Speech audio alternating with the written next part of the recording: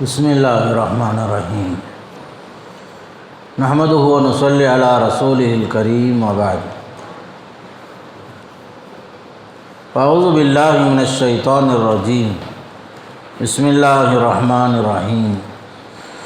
ومن احسن قولا ممن دعا الی اللہ وعمل صالحا وقال اننی من المسلمین۔ اس سے اچھی بات کس کی ہو سکتی ہے جو اللہ کی طرف بلاتا ہے اور نیک کام بھی کرتا ہے اور یہ کہتا ہے کہ میں مسلمانوں میں سے ہوں۔ سورہ حامیم سجدہ میں خاص کر اللہ تعالیٰ کا یہ پیغام ہے کہ اس شخص سے اچھی بات کس کی ہو سکتی ہے جو اللہ کی طرف بلاتا ہے، دعوت دیتا ہے۔ اس سے مراد مفسرین نے یہ بتایا ہے کہ مؤذن حضرات جو نماز کے لیے اذان دیتے ہیں، بعض لوگوں نے اس سے مراد اللہ کے رسول صلی اللہ علیہ وسلم مراد لیا ہے، جو آپ صلی اللہ علیہ وسلم اللہ کے بندوں کو اللہ کی طرف دعوت دیتے ہیں۔ تو بہرحال اس آیت میں بعض لوگوں نے خاص کر یہ بھی مراد لیا، اس سے مراد اللہ کی طرف بلانے والا، حی علی الصلاۃ حی علی الفلاح کی دعوت دینے والا مؤذن حضرات بھی اس سے مراد ہیں۔ آیت اپنی جگہ میں عام تو ہے، ہر وہ شخص جو اللہ کے بندوں کو اللہ سے ملانے کی دعوت دے، اللہ کی طرف بلائے اور نیک کام بھی کرے اور یہ بھی کہے کہ میں مسلمانوں میں سے ہوں، میرا اسلام سے گہرا تعلق ہے۔ خاص کر جن لوگوں کے حقوق کا سلسلہ چلتا ہے اس میں سے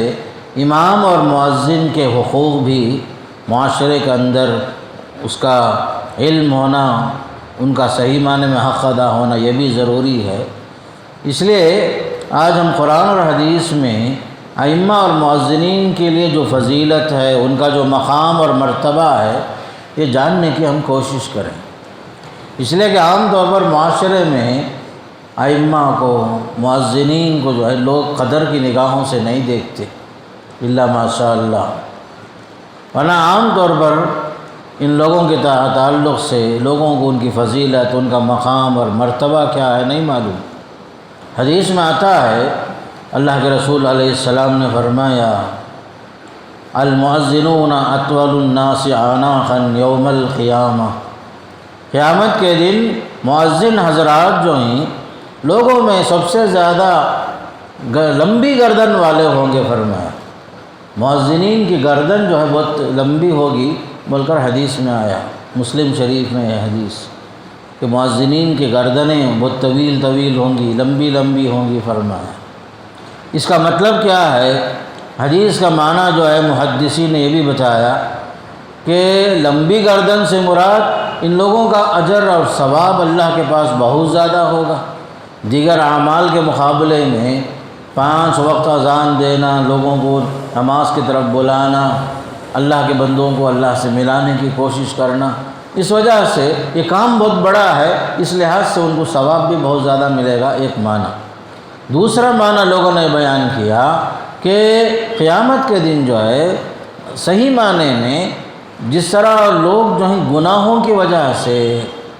سورج جو سر کے اوپر رہے گا پسینے میں ڈوبے ہوئے ہوں گے لوگ، کسی کے گناہوں کی وجہ سے کوئی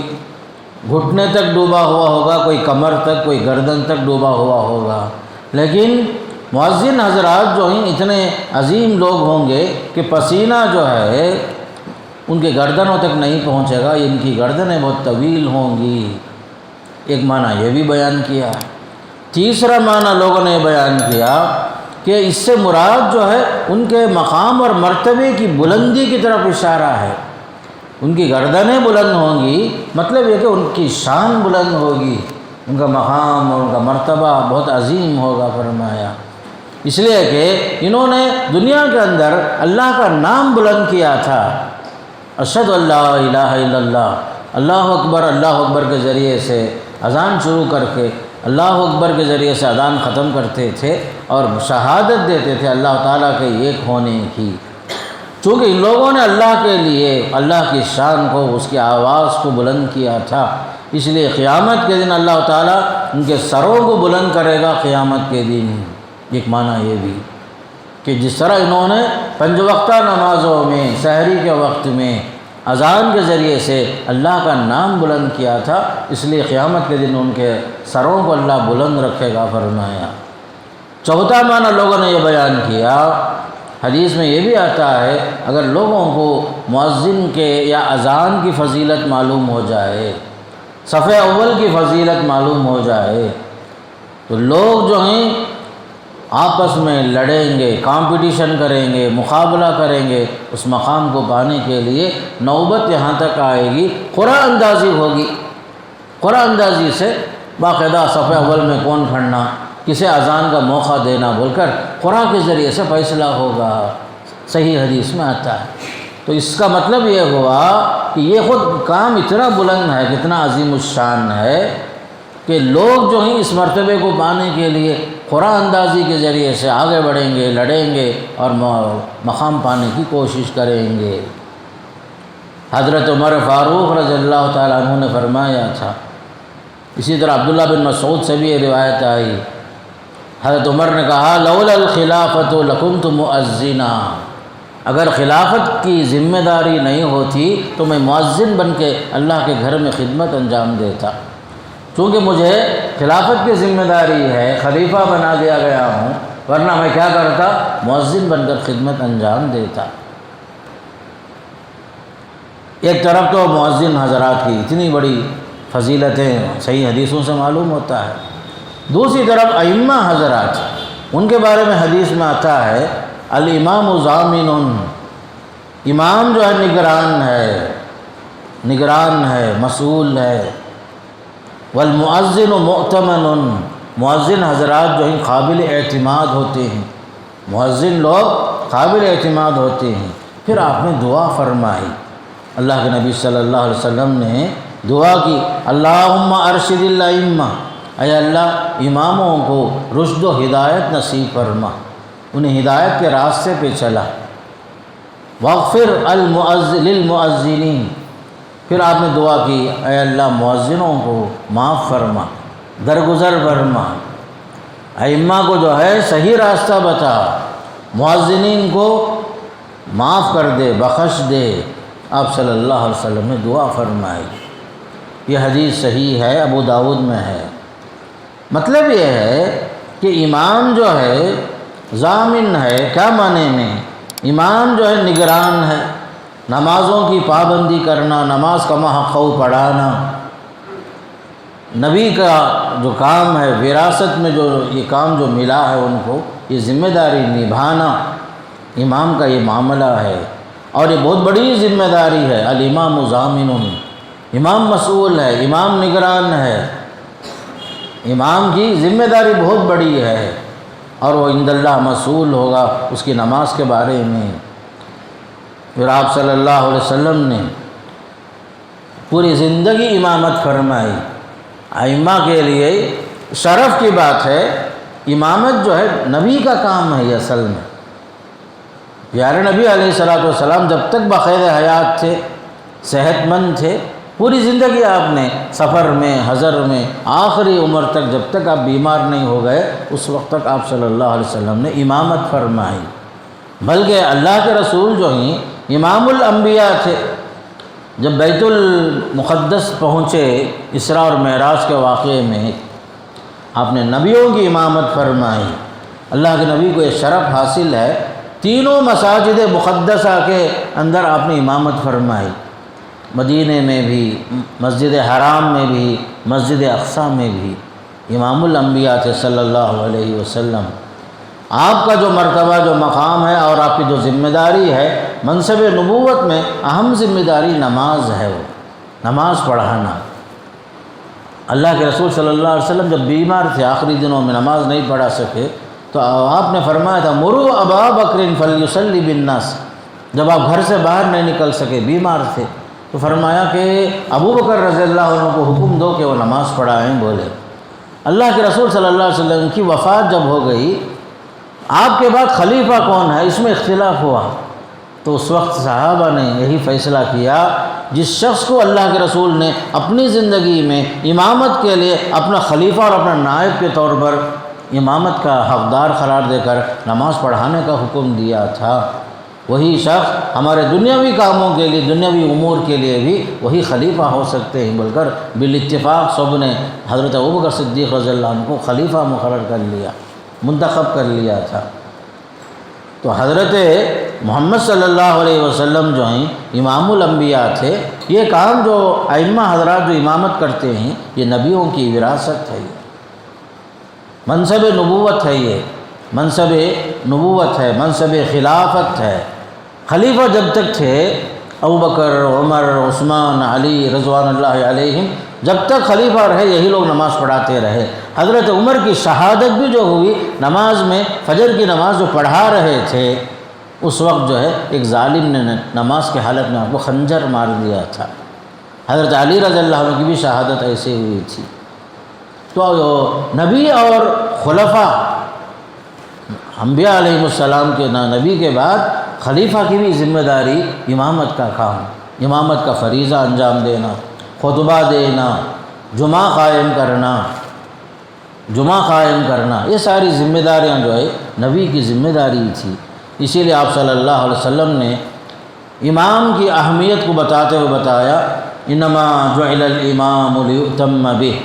امام اس لیے مقرر کیا گیا ہے کہ آپ اس کی اقتداء کریں، امام کے پیچھے چلیں آپ نماز میں۔ فَإِذَا رَكَعَ فَارْكَعُوا، جب امام رکوع میں جاؤ تو آپ بھی رکوع میں جانا، امام رکوع میں جانے کے بعد آپ رکوع میں جانا۔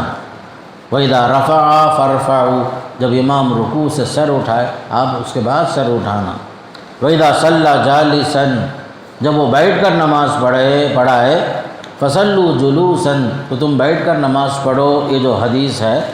حدیث کا آخری حصہ جو ہے منسوخ ہے۔ امام اگر مریض ہے، بیمار ہے، اور ایک حدیث میں آتا ہے اگر وہ بیٹھ کر بھی نماز پڑھایا مقتدی کھڑے ہو کر نماز پڑھیں گے۔ امام بیٹھ گئے بول کر مقتدی بھی جو بیٹھ کر نماز نہیں پڑھیں گے۔ شروع میں آپ نے فرمایا تھا امام بیٹھ کر اگر وہ نماز پڑھاتے ہیں تو آپ جو ہے بیٹھ کر نماز پڑھو، یہ جو حکم تھا شروع میں تھا۔ یہ بعد میں جو حدیث آئی آپ کی وفات سے پہلے آپ نے جو بتایا تھا کہ امام اگر بیٹھ کر بھی نماز پڑھائے مقتدی جو کھڑے ہو کر نماز پڑھیں گے۔ اس سے معلوم ہوتا ہے امامت کی ذمہ داریاں بہت حساس ذمہ داری، پوری قوم کی ذمہ داری، پوری قوم کی مسئولیت امام کے سر پر۔ مؤذن وقت کا پابند ہوتا ہے اذان کا، اور جو ہے خاص کر امام جو ہے اقامت کہلانے کا حقدار ہوتا ہے، نماز باجماعت پڑھانے کے لیے کب جو ہے قوم کو امامت کرائے، کب نماز پڑھائے باجماعت، اس کا مسئول امام ہوتا ہے۔ پھر آپ صلی اللہ علیہ وسلم نے امامت کے لیے اصول بتائے، ہر آدمی کو امام مت بناؤ، بلکہ امام اسے بناؤ جسے قرآن زیادہ یاد ہے۔ یوم القوم اقرؤہم لکتاب اللہ، ترتیب آپ نے بتایا، پورے قوم میں دیکھو کون جو ہے زیادہ قرآن کا حافظ ہے اسے امام بناؤ۔ فَإِنْ كَانُوا فِي الْقِرَاءَةِ سَوَاءً، اگر پورے معاشرے میں، سوسائٹی میں سب جو ہیں قرآن سب کو یاد ہے زیادہ، فرمایا فَأَعْلَمُهُمْ بِالسُّنَّةِ، حدیث کا علم ان میں کس سے زیادہ ہے اسے آگے بڑھاؤ۔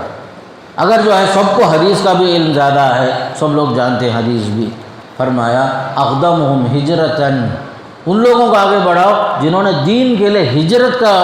فریضہ انجام دیا، دین کے خاطر گھر بار وطن سب کچھ چھوڑ کر، اپنا وطن چھوڑ کر ہجرت کیے ہوں، ایسے لوگوں کو آگے بڑھاؤ۔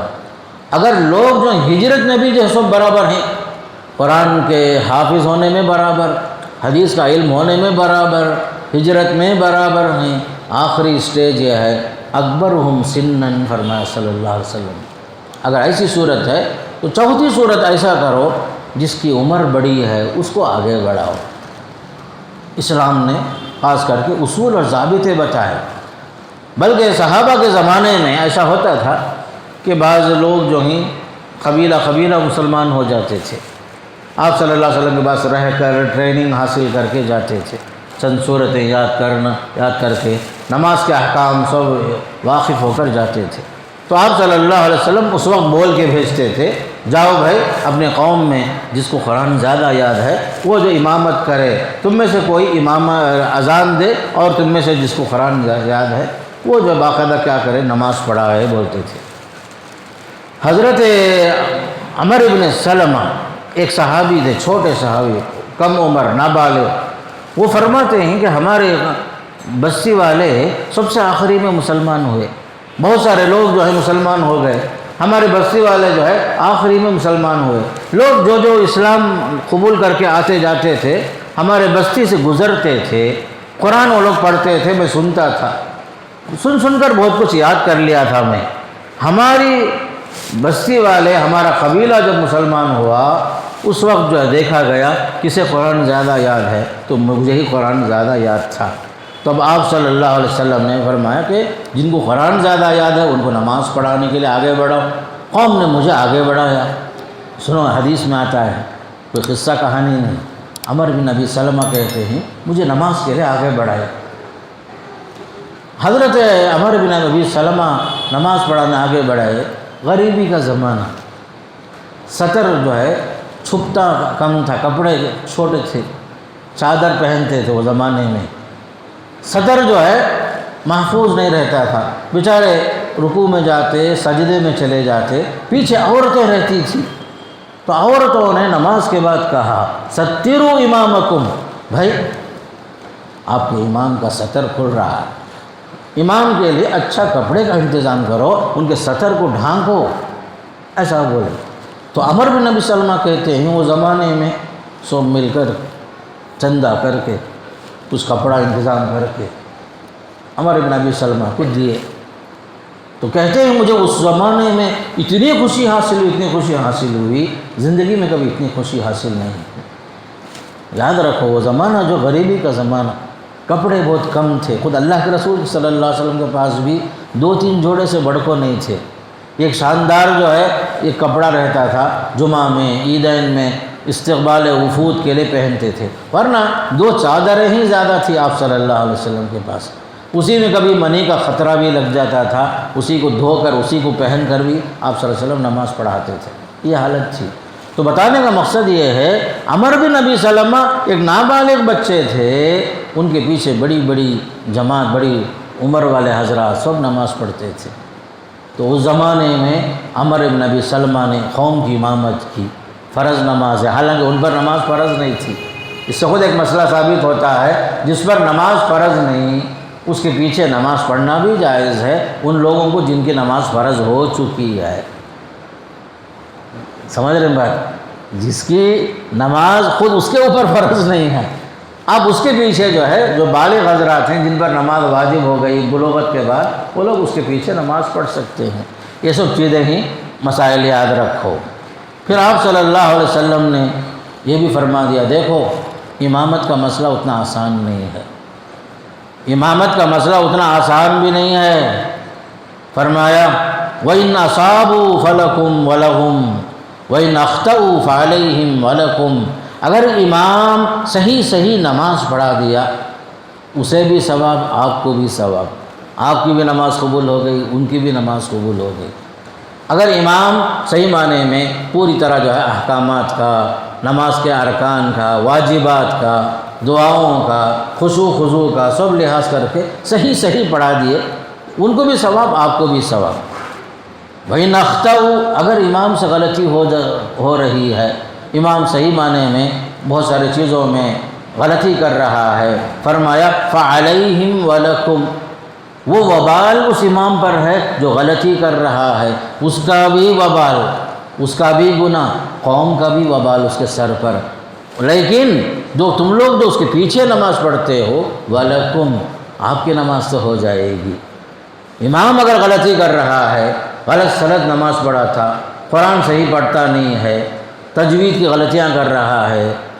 نماز میں جو خضوع وغیرہ جو جیسے ہونا، اطمینان ہونا، یہ سب چیزیں نہیں ہیں، یا نماز میں کچھ غلطی کر دیا، یہ سمجھو کہ بے وضو نماز پڑھا دیا، تو آپ کی نماز تو ہو جائے گی، لیکن وہ جو امام ہے جو غفلت کیا، غلطی کیا، اس کے سر پر وبال ہے، فرمایا صلی اللہ علیہ وسلم۔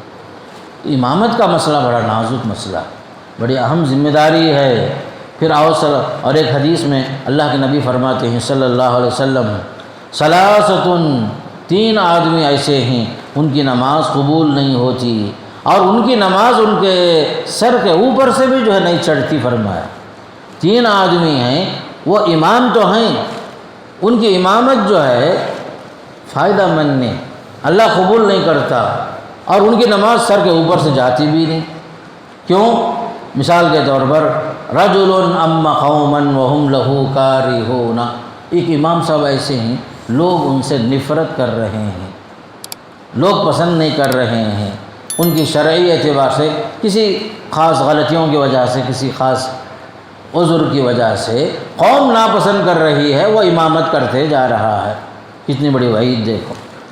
دوسرا آدمی کون ہے؟ وَرَجُلٌ صَلَّى عَلَى جَنَازَةٍ وَلَمْ يُؤْمَرْ، ایک آدمی نماز جنازہ پڑھا رہا ہے کسی کی، حالانکہ اسے حکم نہیں دیا گیا، بلا اجازت آگے بڑھ کے جا کر کے جنازے کی نماز پڑھا رہا ہے۔ تیسرا آدمی کون ہے؟ فرمایا امرأۃ دعا زوجها من اللیل فابت علیہ، ایک وہ عورت ہے جس کی نماز قبول نہیں ہوگی، سر کے اوپر سے بھی جو ہے نہیں گزرے گی، جس کا شوہر اس سے ناراض تھا، اس نے رات میں بلایا تھا اپنی خواہش پوری کرنے کے لیے، اس عورت نے اس کی نافرمانی کی، اس عورت کی نماز بھی قبول نہیں ہوتی جو شوہر کی نافرمان ہے اور اس کے ساتھ نافرمانی کر رہی ہے، مخالفت کر رہی ہے۔ کتنا بڑا نازک مسئلہ ہے دیکھو۔ امامت ہے، لوگ پسند کر رہے ہیں، الحمدللہ، لوگ جو ہے ناپسند کر رہے ہیں، پورے لوگ ہماری امامت سے لوگ مطمئن نہیں ہیں، امام صاحب کے پاس صحیح علم نہیں ہے، شریعت کا علم صحیح نہیں ہے، عقیدے کا علم صحیح نہیں ہے، یا جو ہے نماز سے احکامات سے واقف نہیں ہیں، یا ہمیشہ لیٹ کر کے لوگوں کو ستا رہے ہیں، پوری قوم آ جاتی، امام صاحب آتے ہیں۔ کوئی بھی چیز ہوتی ہے معاشرے کے اندر، ہمیشہ انتظار، تب باہر جھانکتے رہنا، امام صاحب آئے کیا آئے کیا آئے کیا، 1 دن 2 دن کبھی جو ہے بشر ہے، کوئی مسئلہ نہیں۔ لوگ جو ہیں امام سے تنگ آ چکے ہیں، پریشان ہو گئے ہیں، ایسا امام جس کو لوگ ناپسند کرتے ہیں، جسے کب ہٹاتے ہیں معلوم نہیں، ایسا بول کر لوگوں کے دل میں آتا ہے، زبان پر آ جاتا ہے۔ تو یہ سب چیزیں یاد رکھو، اس سے معلوم ہوتا ہے کہ امامت کا ایک فریضہ نبیوں کا فریضہ ہے، نبوت کا کام ہے، اور مؤذنین کا جو ذمہ داری ہے یہ بھی جو معمولی ذمہ داری نہیں۔ اللہ کے نبی علیہ السلام کے زمانے میں اب امام تھے،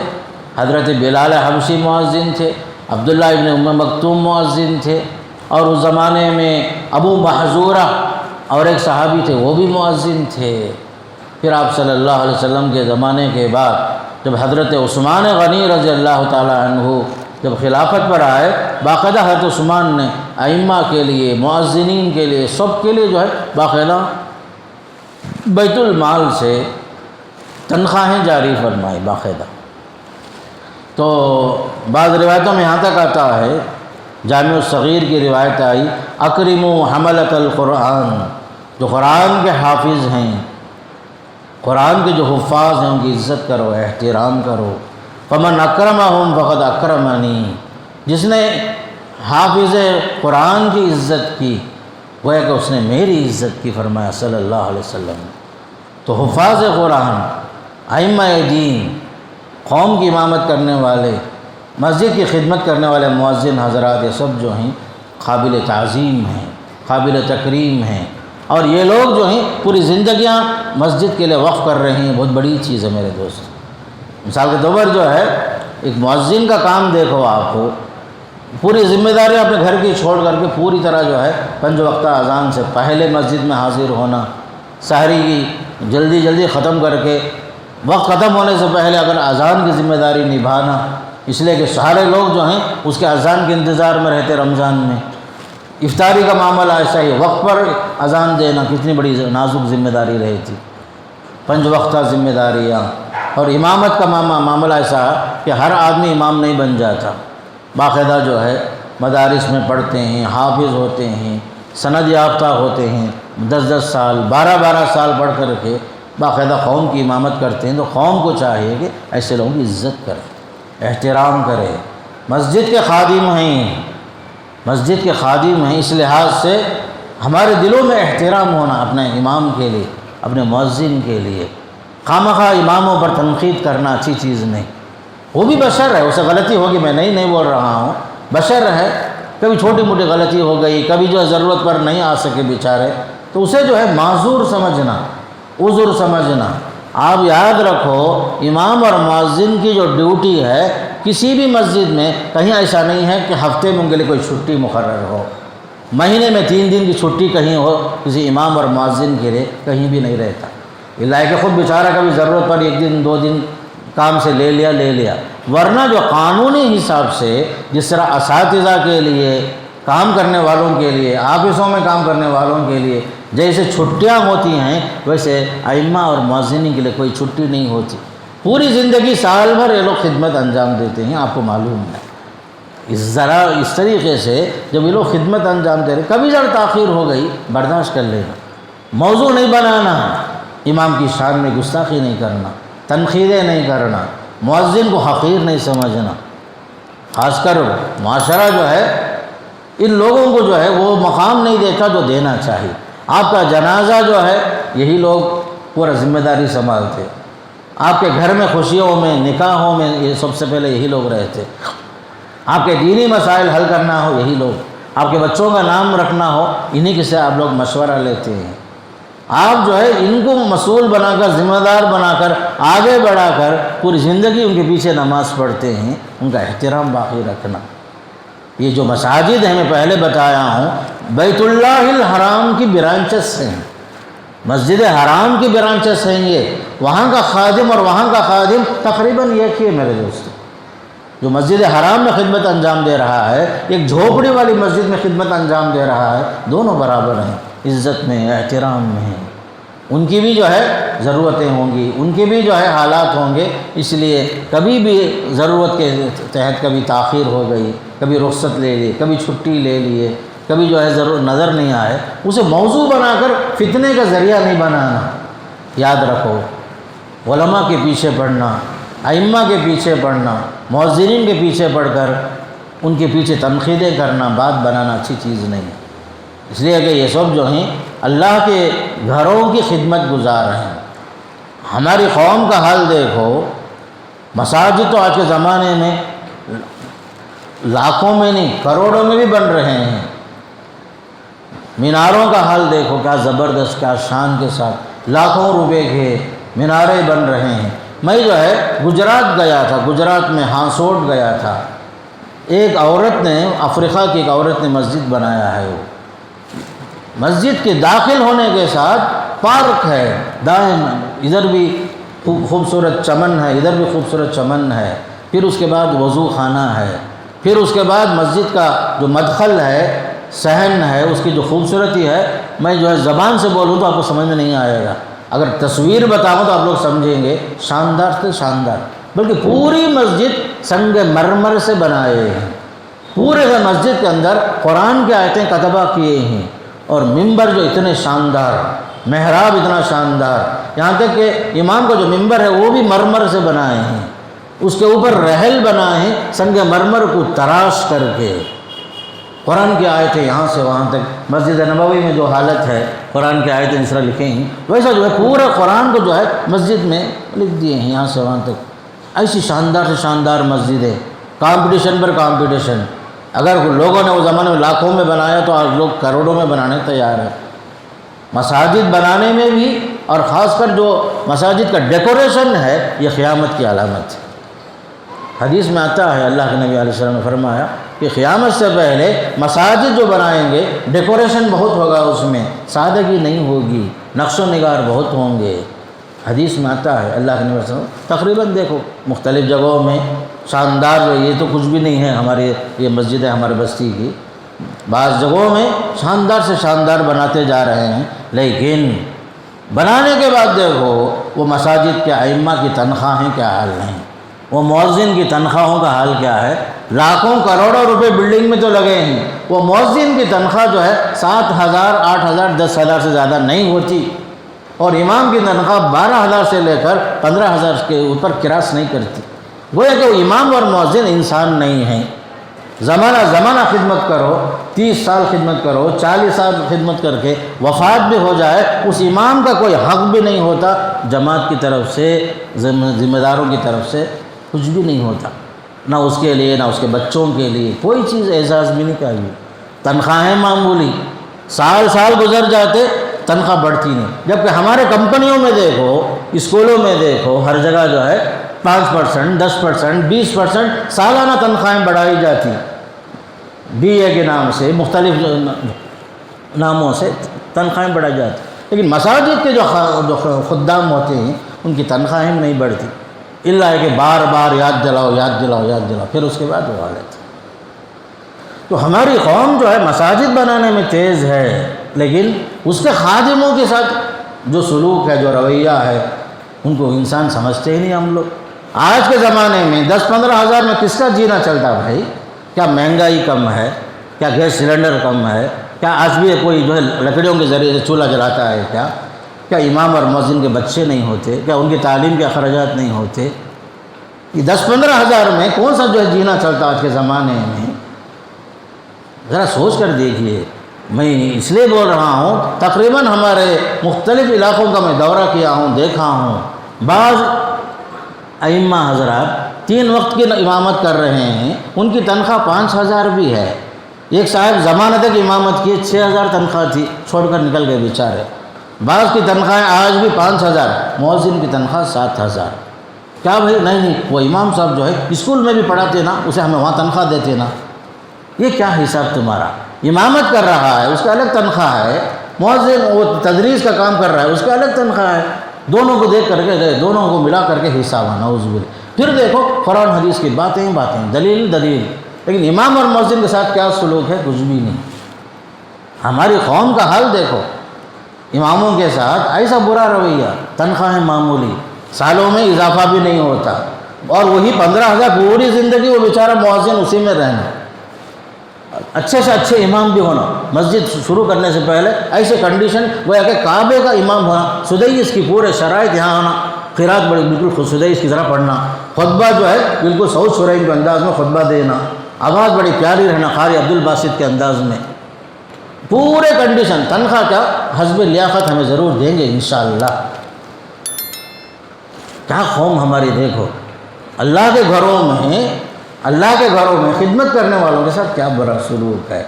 پھر مولوی صاحب دعا کرو، مولوی صاحب دعا، کیا دعا کریں گے مولوی صاحب؟ ہمارا بچہ ابھی جو فارغ ہوا ہے اور وہ کمپنی کو جانا ہے، دعا کرو۔ تو بڑے ایک امام صاحب بولے گا میں دعا ضرور کرتا ہوں، اللہ تعالیٰ میری تنخواہ جیسا ویسا تمہارے بچے کو بھی دے۔ کیا مولوی صاحب ایسی دعا کرتے؟ یہ تو بد دعا نہ۔ تو مولوی صاحب کی تنخواہ زندگی میں کبھی بڑھنا نہیں، ان کے بچے کی تنخواہ جو اٹھانے کے ساتھ 70,000، 1 لاکھ، 1.5 لاکھ روپے ہونا۔ لیکن مولوی صاحب کا رہنا زندگی بھر وہ 12,000 صدقہ خیرات اسی میں پلتے رہنا، مولوی صاحب زکوٰۃ الفطر کے انتظار میں رہنا، زکوٰۃ الفطر کی تھیلیاں آئیں گی، کپڑے آئیں گے، وہ اسی میں مولوی صاحب پلتے رہنا۔ بعض مساجد کی آمدنی ہے، دینے کے لیے دل نہیں ہے۔ میں کئی سال پہلے ایک مسجد کو باقاعدہ وہاں بھی خدمت انجام دیا رمضان میں، وہاں کے لوگ بتائے اس مسجد کی آمدنی لاکھوں میں، کب میں بول رہا ہوں 15-20 سال پہلے کی بات، 20 سال پہلے کی بات، لیکن جو ہے امام مؤذن وغیرہ کے تعلق سے بالکل معمولی، باقی وہ جو آمدنی ارے کہاں جا رہی ہے سب کمیٹی والے بیٹھ کے کھا لیتے۔ اور وہاں کا خود جو باشندہ تھا گواہی دے رہا تھا، مولوی صاحب یہ لوگ حرام کھا کر کے، ایک بھی جب مرتا ہے پیٹ پھٹ کر کے مرتا ہے مولوی صاحب، یہ سب جو ہے ان کے لیے الگ قبرستان ہے، یہ کمیٹی والوں کے پاس، کیا مسجد کی پوری آمدنی کھا لیتے ہیں آپس میں بیٹھ کر۔ ایسے بھی بعض مساجد میں آمدنی نہیں ہے، یہ بھی ایک معقول وجہ، بعض لوگ کوشش کرتے ہیں، ہو سکتا ہے، لیکن چاہے آمدنی ہو یا نہ ہو، مساجد کے ذمہ داروں کی یہ اہم ذمہ داری ہے کہ تنخواہ جو ہے 25,000 سے کم نہ ہو امام کی، مؤذن جو ہے 15,000 سے ہرگز کم نہ ہو اس کی تنخواہ۔ میں اور ایک اہم بات بولتا ہوں، میری بات جہاں تک پہنچے، میں اس گھر میں بیٹھ کر جو حق بول رہا ہوں، آج بعض ائمہ غلط راستے پہ گئے ہیں، بدعات میں گئے ہیں، خرافات میں گئے ہیں، تعویذ بنا کے دے رہے ہیں، عملیات کر رہے ہیں، بولے تو اس کا قوم جو ہے اس مسئول قوم ہے، کیونکہ اسے صحیح جائز طریقے سے اس کی آمدنی کے ذرائع اس کی ضرورتیں پوری نہیں ہوتی، وہ بیچارہ دیکھتا جو ہے معاشرہ ترقی پہ ترقی کرتے جا رہا ہے اور امام صاحب وہی ہیں۔ اب وہ کیا کرتا ہے، غلط راستے پہ جاتا، میں صحیح نہیں بول رہا ہوں، اس کا سبب بھی کون ہے یہ بول رہا ہوں، ہماری قوم۔ اگر امام تعویذ کے نام سے ہزاروں روپے آپ سے لے رہا ہے، عملیات کے نام سے آپ کا گھر میں جو ہے بندش کرنا، بھائی چار کونے میں جو ہے بڑے بڑے میخا مارنا ہے، ورنہ جو ہے آپ کے لیے بربادی ہے، ڈرا کے چھوڑ دیتا بیچارہ، فوراً جو ہے انہیں کیا پوچھتا کہ فوراً دینے تیار ہو جاتے۔ عملیات کے نام سے تعویذوں کے نام سے اگر بعض ائمہ حضرات غلط راستے سے کما رہے ہیں، اس کا بھی ایک سبب میری قوم ہے، میں کھل کے بول رہا ہوں۔ کیوں؟ بعض جگہ میں دیکھا اللہ کا فضل و کرم ہے، شہروں میں ماشاءاللہ جو ہے مسجد کے امام کو مسجد کے اوپر ہی گھر بنا کر پورے بجلی کی سہولت کے ساتھ، اے سی کے ساتھ، اس کے بچوں کی تعلیم کا پورا انتظام کر کے، ان کے بچوں کے لیے آمدنی کے ذرائع کا سے بھی دکان وغیرہ کا انتظام کرا کر کے امام کو خوش رکھے ہیں، دل خوش ہو جاتا ہے۔ پرسوں جو سوشل میڈیا میں آیا، حافظ صاحب کے لیے اور پیچھے جو سامنے تھے قرآن سننے والے، ان کے لیے دونوں کے لیے نئی 2 ویلرز جو ہے تحفے میں دیے ہیں۔ اس سے کتنی خوشی ہوتی، دینے کا جذبہ نہیں ہوتا اماموں کو دینے کا، اللہ ماشاء اللہ ایسے بہت کم چیزیں نظر آتی۔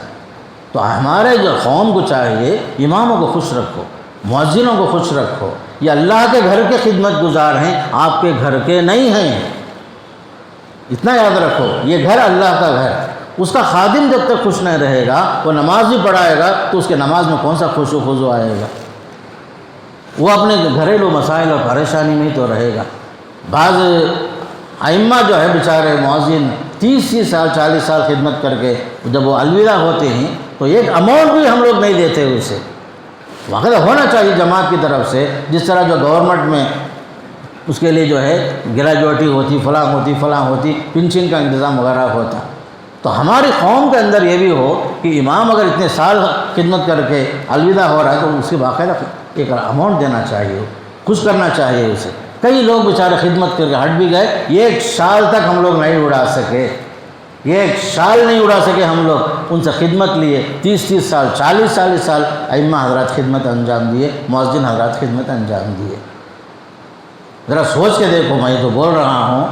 ہماری قوم کا حال بول رہا ہوں، میں کوئی قصہ نہیں بول رہا ہوں کہ ہم لوگ اتنی فضیلتیں، یہ نبوت کے کام کر رہے ہیں، بلال حبشی کا کام کر رہے ہیں، عبداللہ بن ام مکتوم کا کام کر رہے ہیں، ابو محذورہ رضی اللہ عنہ کی خدمت انجام دے رہے ہیں، تو ان کے ساتھ ہمارا کیا سلوک، حقارت کے ساتھ ہمارا ان کے ساتھ باز رویہ، اللہ ماشاء اللہ جو بعض جگہ اچھا سلوک ہوتا ہے اس کا انکار نہیں کر رہا ہوں، لیکن ہونا چاہیے ہر بستی میں، چاہے وہ مسجد شافعی کی ہو، چاہے مسجد و حنفی کی ہو، چاہے اہل حدیث کی ہو، باقاعدہ ائمہ ہیں، ان کا احترام، ان کی تعظیم، باقاعدہ جو ہے ان کے لیے اعزاز ہو، جب ان کی خدمت ختم ہو رہی ہو باقاعدہ جو ہے ایک بڑی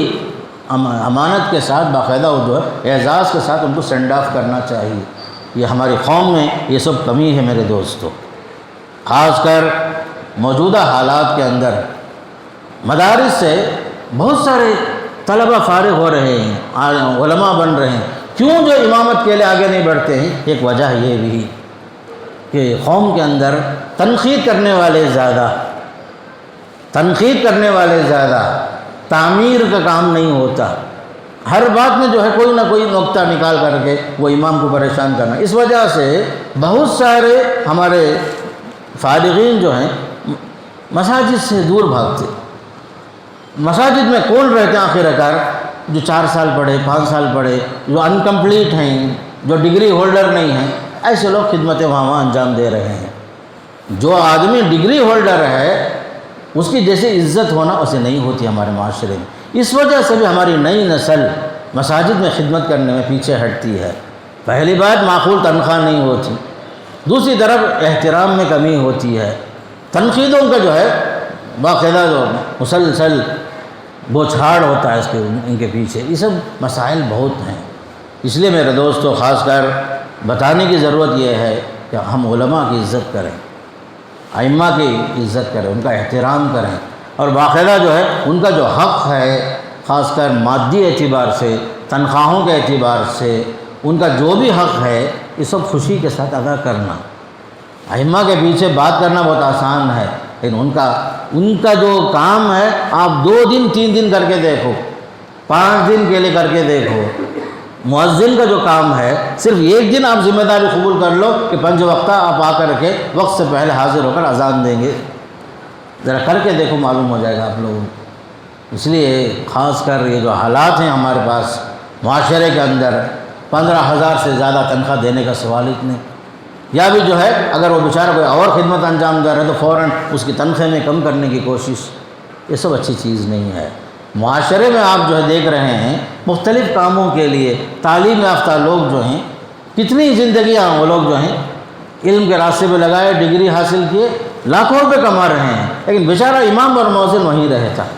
آپ ایک ڈاکٹر کو لے لو، شروع میں 100 روپے فیس رہتی ہے اس کی،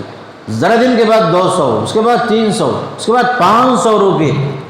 صرف ہاتھ پکڑ کر کے دیکھ کر کے آپ کو بکوں تھوڑی دیر کے بعد 2 دوا لکھ کے بھیج دیتا، 500 روپے۔ ایک آڈیٹر کے پاس چلے جاؤ، کیا وہ فری میں آپ کو مشورہ دیتا ہے؟ ایک انجینئر کے پاس چلے جاؤ، کیا وہ فری میں وہ کام کرتا ہے آپ کے لیے؟ ایک بیچارہ امام اور مؤذن سب کے لیے سستا، سب کے لیے یہاں سے وہاں تک جو ہے موجود، اور ہر آدمی امام بننے کی کوشش، ہر آدمی خطیب بننے کی کوشش، اور ہر آدمی فتویٰ دینے تیار، علم ہو یا نہ ہو۔ ہماری قوم میں یہ سب سے بڑی مصیبت ہے۔ اگر 4 حدیث معلوم ہو گئی بولو، فوراً انہیں جو ہے ہر آدمی بحث کرنا شروع، علماء کے ساتھ بحث کرنا، اور علماء کے درمیان باقاعدہ جو ہے موازنہ کر کے فلاں صاحب اچھے ہیں، فلاں صاحب کو ڈیگریڈ کرنا، یہ سب بہت زیادہ ہے۔ علماء کے مقابلے میں آپ آنے کی کوشش مت کرو۔ علماء کے آپس کے ہزار اختلاف ہوں گے، ان کے درجات بہت بلند ہیں۔ علماء اپنی زندگیاں وقف کیے ہیں دین کے واسطے، ان کی عزت کرو، ان کا احترام کرو، ان کے پیچھے آپ نماز پڑھتے ہیں، پورے احترام کا ان کا معاملہ جو ہے سامنے رکھو، تب جو ہے ہماری زندگیوں میں ہماری عبادتیں بھی صحیح معنی میں قبول ہوں گی، اور ہمارا کام بھی صحیح ہوگا، اور اللہ بھی خوش ہوگا ہمارے تمام کاموں سے۔ الغرض بتانے کا مقصد یہ ہے، امام اور مؤذن معاشرے کے محترم شخصیات ہیں، دینی کام ہے، یہ سب جو خدمت انجام دے رہے ہیں یہ عبادت ہے، یہ سب عبادت ہے، ان کا صحیح معنی میں حق ادا ہونا چاہیے، اور معاشرے کو چاہیے کہ ان کو جو ہے ان کے بارے میں بھی سوچے، وہ بھی انسان ہیں، ان کی ضرورتیں ہیں، ان کی حاجتیں ہیں، اور ان سب کا خیال رکھنا جو ہے معاشرے کے ہر ذمہ دار آدمی کی ذمہ داری ہے۔ اللہ مجھے بھی اور آپ کو بھی کما حقہ، دین کے ہر حکم کو سمجھ کر اور ہر حقدار کو حق دینے کی اللہ ہم سب کو توفیق نصیب فرمائے۔ وصلی اللہ علی نبینا محمد والحمد للہ رب العالمین۔